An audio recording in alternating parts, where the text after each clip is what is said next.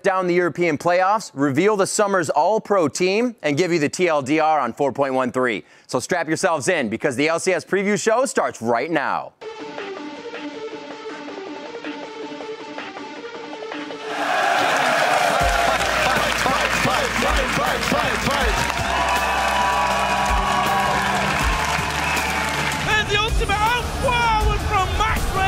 Fnatic with that victory seal up their second position here.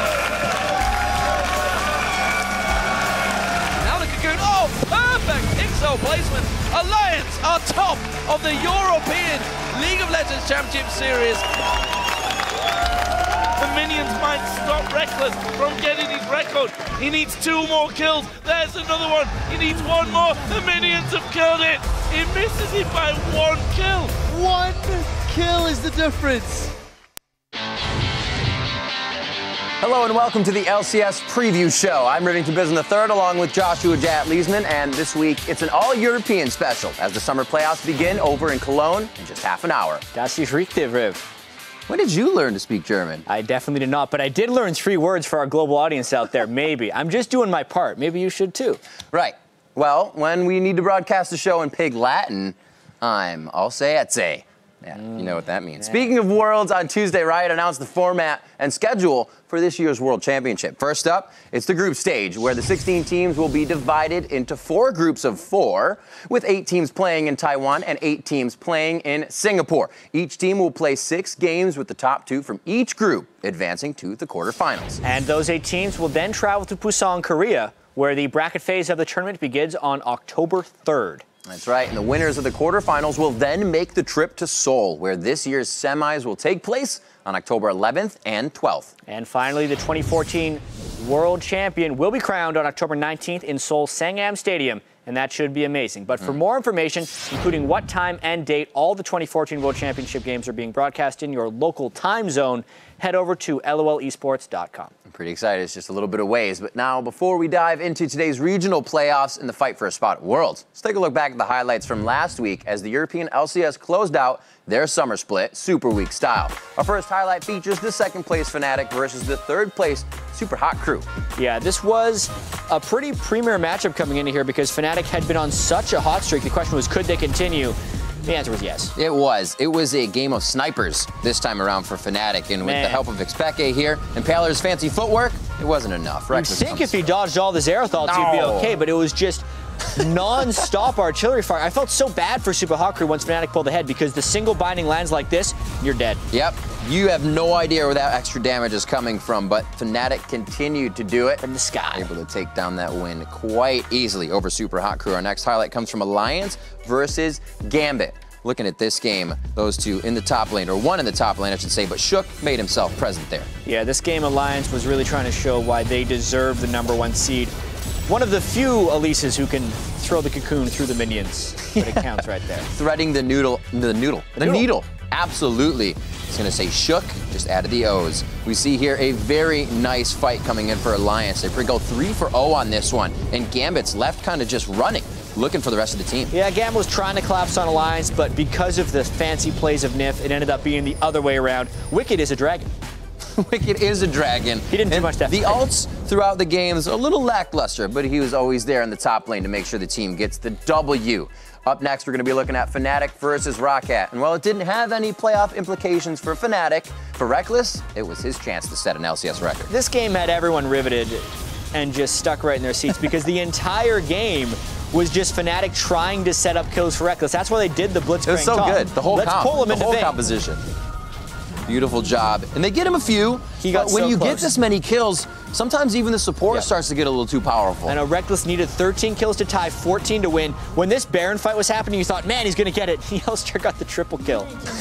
Well, Jankos, being the nice guy that he is, finishes off on Elise here, but he does give Reckless the ability to tie out that record. So, not too bad. He doesn't beat it. It was so close. You saw at the very start of the show, Reckless head in hands for getting the most kills in LCS split history, but he wanted the record. So close, but so far away. So after 16 games last week, the clouds from exploding Nexuses, or Nexi, either or, one of the two, finally cleared up enough to give us a look at the final standings. Alliance maintained control of the top spot all split. and Fnatic rebounded, as they always do, and picked up second place. The Super Hot crew climbed into third place last week, just edging out SK Gaming, who actually slid into fourth. And Millennium went 0-4, but they managed to finish in fifth, just beating out Roccat. And at the bottom of the table, Gambit defeated the Copenhagen Wolves in Europe's lone tiebreaker match, meaning they will get to pick their opponent in the upcoming spring promotion tournament. That's right. So let's take a look at the playoff bracket, which will show you when and where the teams will be competing. So take a look,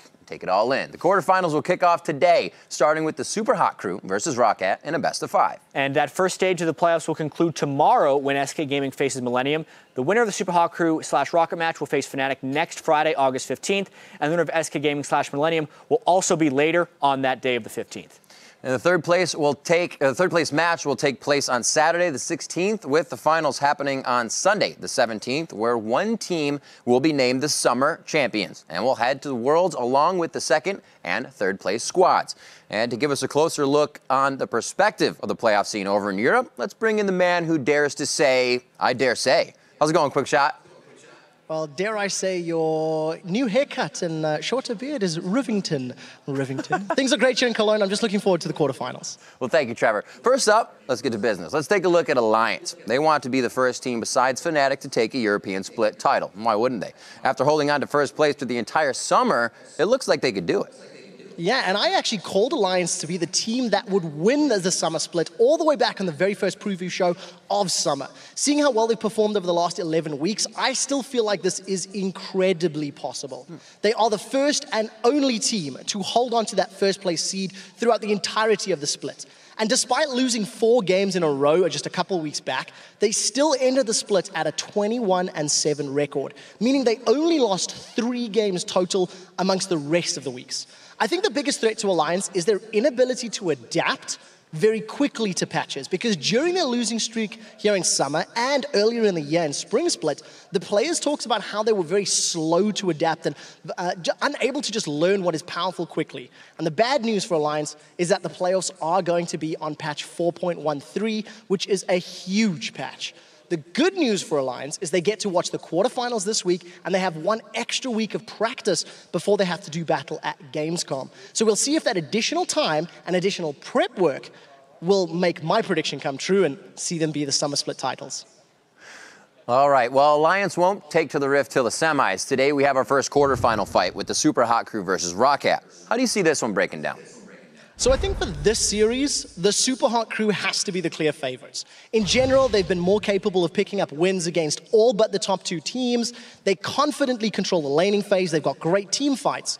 The only catch for the Super Hot crew is their inexperience in longer series. And with big pressure on their shoulders now, I mean, think back. They only just qualified for the spring split 2 days before the split began. And, you know, since they started in the LCS, they have grown by leaps and bounds, but I still feel like they're the new kids on the block. They still make a lot of mistakes.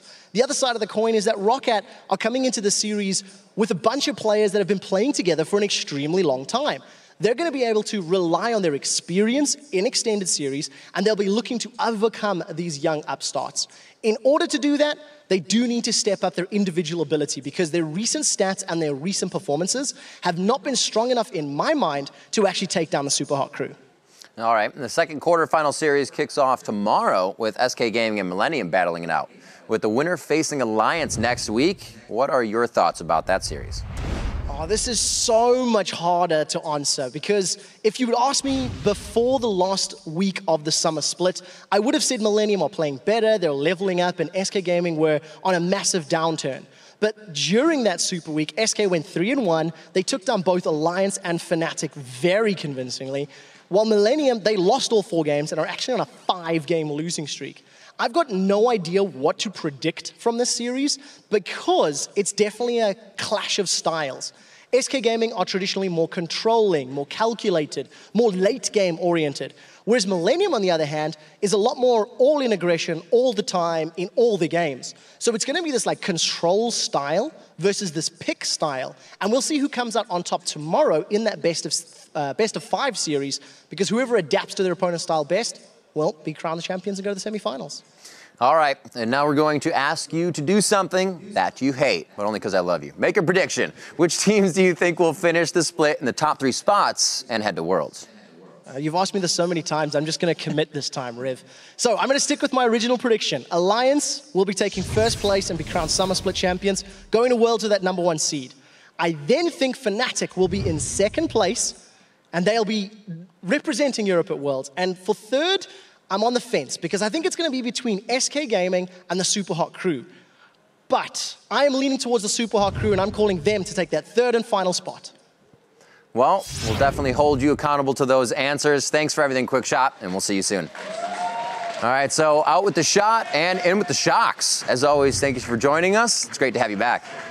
It's great to be back, Rev. All right, so today and tomorrow, the quarterfinals will decide who Alliance and Fnatic will be playing next week. You've been talking to both of the teams now.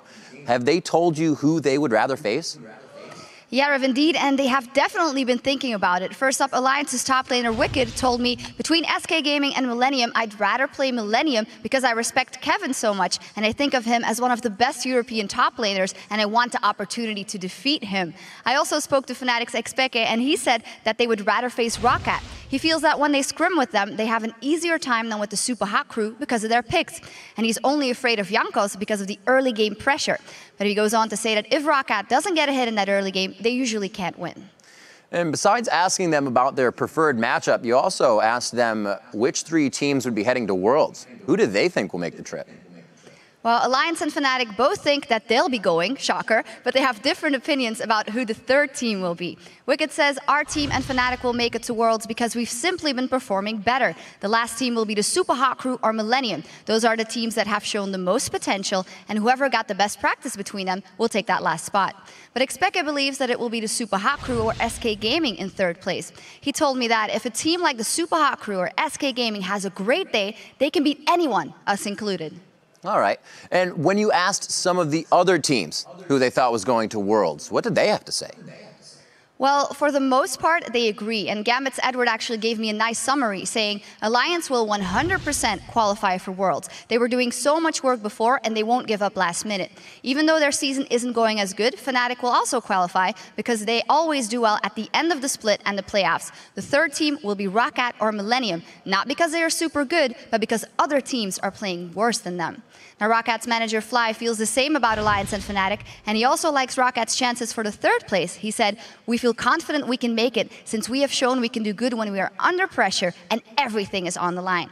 The young buck from the Copenhagen Wolves says Fnatic and Alliance have consistently shown to be the best teams in Europe, but on the other hand, SK is looking strong and peaking at the right moment. And finally, SK Gaming's Justice agrees, saying 2 of the 3 teams going to Worlds are probably Alliance and Fnatic. The last team can pretty much be anyone, but with the amount of effort we are putting into our training and looking at the last week performance, we have a pretty good shot at being that third team. Once again, Shocks, thank you for taking the time to talk to the players and bring us an insider's view. We'll see you soon. So now that we've heard from Shocks and Quickshot and the teams, we want to hear from you. Who do you think will be the 3 European teams heading to Worlds? Tweet us your answers along with the hashtag LCSPREVIEW, and we'll see how your knowledge compares to theirs. Bonus points if you can tweet it in a foreign accent. Sadly, LCS Fantasies came to an end on Sunday after the last North American game was played. But it was a super week, and that means a metric ton of points, some would say.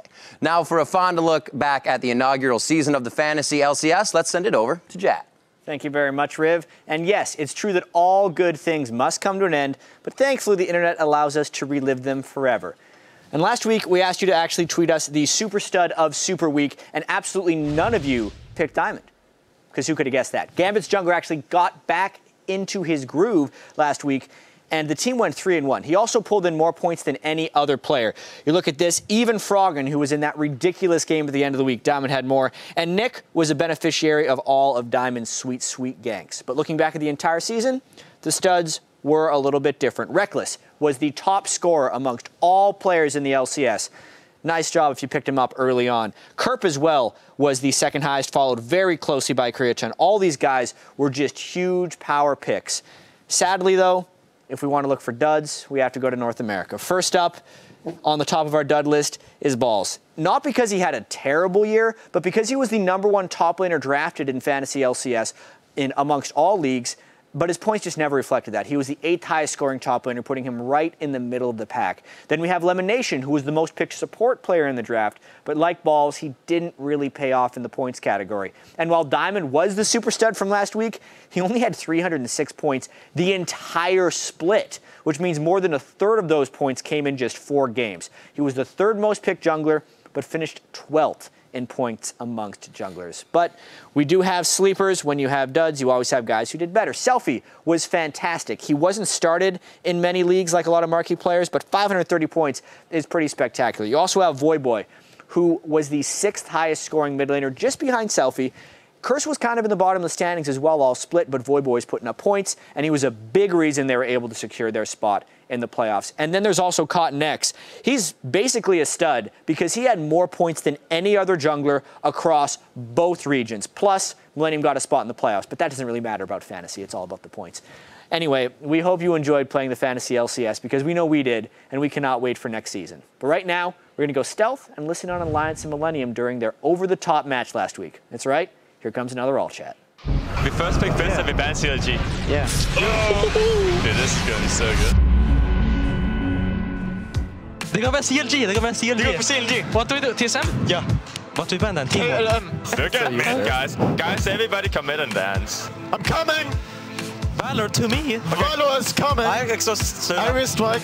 I'm walking up. Nice. I'm tipping. Kill them all! Go again. Get him! Start. Wicked. Yes. They say that solo play. Go mid. Push. I'm running the crane, No, take the train. Fast. Okay, I'm fast. I got boots now. They TP. Just take the dragon barrel. Don't fucking die. Oh, he has AP. Oh, I can flash. Wait a bit. Go for Nif. Top is what? Going top. Oh, okay. Never mind. Can we dive this guy? Give me the kill. I'm going in. I back you up. Missed. Can we Ramos TP though? Can we do Baron team? No, we can't. We are not. What? Can you the Baron? Oh my boy. Jerry! No, Jerry! Pentakill! Fight! Kurva, better the communication than normal LCS. It is! It's fucking sad. This is a good game for fancy points, buddy. Nice guys! Fucking good, boys! Finish! Okay, finish! 50 seconds, okay? We can split it. Go for them! It's a hunt! Finish up there! Don't group! Oh fuck, but if you're on... I got them! Get them on! Get them on! My team is fucking useless. My team is fucking useless. Nice map, man. I'm fucking found them, boys. High five right here. It's always amazing to see all the players try their hardest and always have a little bit of fun as well towards the end of the season. In the spring split, we had a record 93 different champions played. So, did we manage to go above and beyond that number this summer? Let's find out in our champion countdown. The newest champion picked this split was Zed when Overpow dove deeper into his champion pool and surfaced with the Master of Shadows. Our players really stepped up with a valiant effort as Zac, Quinn, Warwick, Talon, and Lux were all picked up for the first time this summer. That gave us 6 new faces on the Rift, taking our total to 78. And while we didn't hit the spring record of 93, we always love seeing both old and new faces on the Rift. And personally, I'm still holding out for a top lane Poppy. And we'd like to give a shout out to the 14 of you who correctly tweeted us with Zed as the next champion we would see. Thanks for sending our tweets. Thanks for sending us your tweets along with the proper hashtag. Remember that if you don't use hashtag LCSPREVIEW, then your tweets will rest in pepperonis. And this week our question is, which champion that we didn't see in the summer split will we see in the playoffs? Send your answers to @LOLesports and remember to go aggro on the hashtag LCSPREVIEW. So, the 4.13 patch will be making its way to the LCS beginning with today's EU quarterfinals. We have a special treat to help usher it in. Patch notes. TLDR. League of Legends patch 4.13 up in this preview show. Elise, this is the Spider-Man version of Lee Sin. Quick clear and amazing ganks. Plus points if your opponent has arachnophobia. This makes her a little too good, so some nerfs to Cocoon and Repel should give some other junglers a place to shine. Evelyn, sexy, invisible, and many times the sole reason for reaching the max of 5 wards on the opposing team. She does amazing damage for building tanky, and in the hands of LCS players, she's hard to stop. If they want to do damage, they'll need to build damage. damage thanks to some base damage and ratio adjustments. Lee Sin, the ranged melee tanky DPS assassin, mage, tank, support, and jungler. He just does everything well and dominates the pick and ban phase. To nerf some of his early game aggression, the time on safeguard has been cut in half, and cripple doesn't reduce attack speed anymore. Gragas. Even after the rework, Demon's favorite Batman somehow shines just as much as before. It must be that sexy belly. Barrel Roll now does less damage to minions. Drunken Rage now has a mana cost, but has a lower scaling cooldown and a lower damage reduction. Solo lane Lulu looks at your top tier lane LCS picks and laughs at you, then turns you into an animal or a cupcake. So adorable. But what's not adorable is the lack of diversity top lane. The slow decay that scales with AP on Glitter Lance is gone, and Whimsy's move speed buff duration is lower at early levels. Yasuo. Pretty sure this is Voyboy and Bjergsen's favorite AD assassin. He also makes AP mids cry many tears. Wind wall too good. Lower duration on shield, and you won't be able to gain bonus flow from dashing anymore. Ziggs. His wave clear is unmatched. Difficult to siege against. Time for explosive change. I'm sure teams will be happy to know that Ziggs' ult is 2 minutes at all ranks now. Choose your bombs wisely. Cogmaw. Some teams like to play the popular game called Protect the Cogmaw, a game that results in wow, such damage and many winning of team fights when done correctly. To offset Cog's amazing late game, his base health and resistant shred on Q has been lowered. Remember when I said that Lucian was dead when his range was lowered? I couldn't have been more wrong. Prepare to see the rise of CDR Lucian. Even though Relentless Pursuit won't remove slows anymore, good luck catching him after lane phase. His 2-week LCS suspension is over, and it's time for the return of the MVP. Tristana. The other hypercarry marksman just needs to be curbed back a little bit, so the slow on rocket jump is lowered, along with the damage on explosive shots active to maybe give other marksmen a chance in the LCS playoffs. Sona just got reworked with cool new effects and ability details that don't just make her an aura poke bot at all phases of the game. Because of her rework, we won't be seeing Sona in the EU playoffs. Braum. People respect the mustache when he supports, but he can be too much to deal with, especially with a well-placed glacial fissure. That's why the slow and knockup duration on primary targets is getting reduced. Thresh. Mad Life's final form. He doesn't have any weaknesses, especially when Morgana isn't being used to counter godlike hooks. Now only one ally can be shielded by Dark Passage, and there's no more damage when breaking more than one wall of the box. Everything else in this patch doesn't matter. This has been TLDR Patch Notes 4.13 for the LCS Preview Show. We'll see you next patch. Oh baby. Yes! And I think I speak for everyone when I say TLDRs kick some ass. We'd like to give a special thank you to Black Enola for making that happen. To see all of his amazing videos, you can head over to his YouTube channel and subscribe to him to thank him personally. So now, one of the champions we won't be seeing this week, but not due to the 4.13 patch, is the Loose Cannon Jinx. Yeah, unfortunately, a gameplay bug was discovered earlier this week, so she will be disabled in both the LCS and the Challenger Series while that gets sorted out. That's right, and throughout this summer split, we've seen record-breaking achievements come and go. So let's highlight some of the biggest and baddest moments. Yeah, first up, it's Reckless, who set 2 records. Not only did he equal ManCloud's record of the most kills in an LCS split from last summer with 167, but what's even more impressive is that he did it while setting another record for not dying. The previous record for least deaths was held by Meteos, who died 29 times in 28 matches last summer. But Reckless died 2 fewer times than he did, which gives him a matching set of bookend records. That's right. Another record that was toppled was the longest LCS game ever. Back in Week 8 as Complexity faced Curse. I was there for every one of those 80 minutes and 37 seconds, and sometimes I still can't believe that match is over. In some universes, that game is still going on. But with long games, often we see a lot of broken records. In that same match, Robert X. Lee took the record for most CS in a single game, with 719.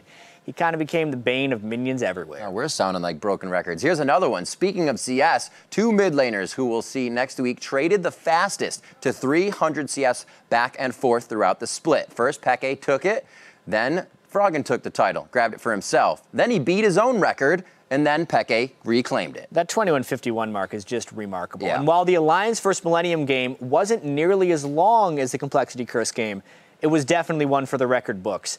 Both sides went a little bit crazy in this game, and when the dust settled, there were 92 total kills across the Rift. That beats the old total of 69 from the Dignitas vs. COG game last summer, which may have been a little bit more competitive, but it didn't have as many kills. Some crazy stuff. So the summer split showed us that records aren't just made to be broken. They're made to be shattered, obliterated, and stomped on. Just put it in the ground. Now it's time to reveal the European Summer Split All-Pro team. I know you've been waiting for it. A panel of casters, experts, and the teams themselves voted for this lineup based on player performance for the past 11 weeks. And here they are.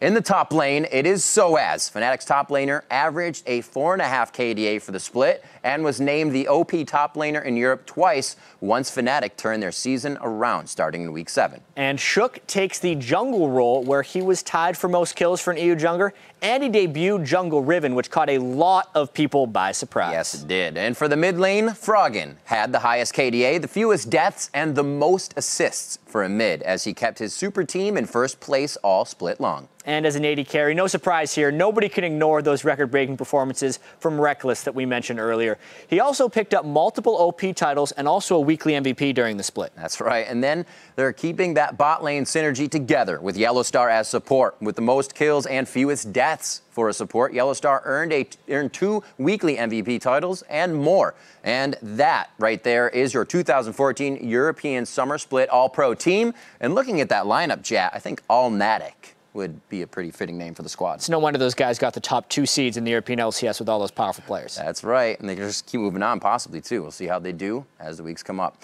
With playoffs on the line, we had a lot of heart-stopping moments across the European LCS this split. So let's take a look back at the plays that had us firing up the defibrillator paddles, or as Dr. Mundo likes to call it, the Penta. At number 5, it was Kerp with the fast fingers on the Fat Man. And he may well get it. Oh, the Sonic Wave! Belly slammed away there. The ultimate comes out from Codex. He's going to take a lot of the golden airwax this time around. Kerp is running for his life, and he may well be able to get away. He goes back aggressive onto Unlimited. Takes him down. The Summoner Heal comes out, and Kerp gets away with it like a big fat lad.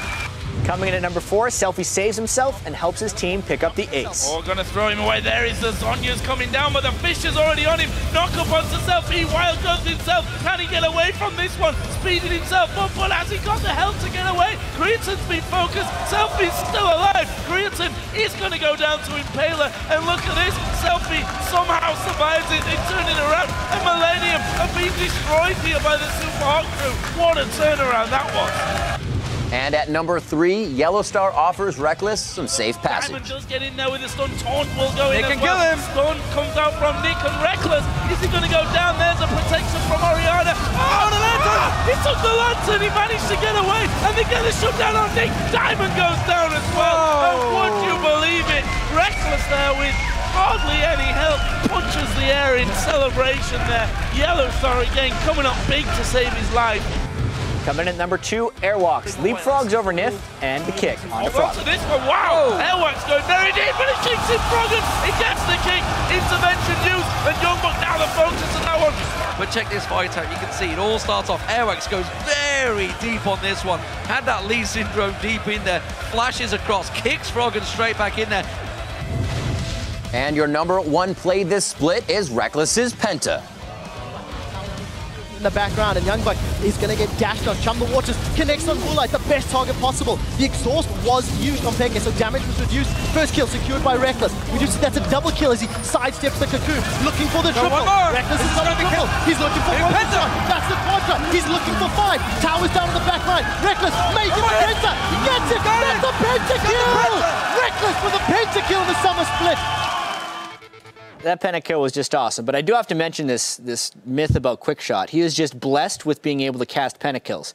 Remember, the first pentakill of the EU playoffs was Genja. Then he came to NA for the playoffs, saw Bjergsen's penta, and then randomly was doing play-by-play for the only penta of this split from Reckless. So, yeah, thanks, Quickshot. It seems to happen. I think, actually, it's the fact that I was gone for that one. That would have been my penta when he came to NA. I never get any pentas. But we have had quite a few this year, maybe more than we ever saw. The preview show will be right by your side with new episodes from the playoffs through Worlds. Yeah, but in case you get lonely, head to lolesports.com and click on the preview show header at the top of the page. That's where you can watch past episodes and relive all of your favorite highlights. That's right, and that does it for this episode of the LCS Preview Show. But before we launch into the European quarterfinals, we wanted to share something with you. Riot has been putting some ideas through research and development, and we're giving you a sneak peek at something new in our last hit. Coming this fall from the studio that brought you the LCS and the LCS Preview Show, it's the D-Man and Deficio Show. I do not believe it! Believe it, D-Man. Amazing stuff. 2 men, 1 desk, and a lot of trash talk. I mean, I'm not quite LCS pro player level, but then again, neither are you anymore. A lot. Yeah, man, going up, looking good. Is he a good looking man? He's a good looking man. The Demon and Deficio Show, shoutcasting and blasting. The birds are great. This fall, right after new episodes of Shots Fired. Well, maybe if you can't make it in here, you can try out for some North American team.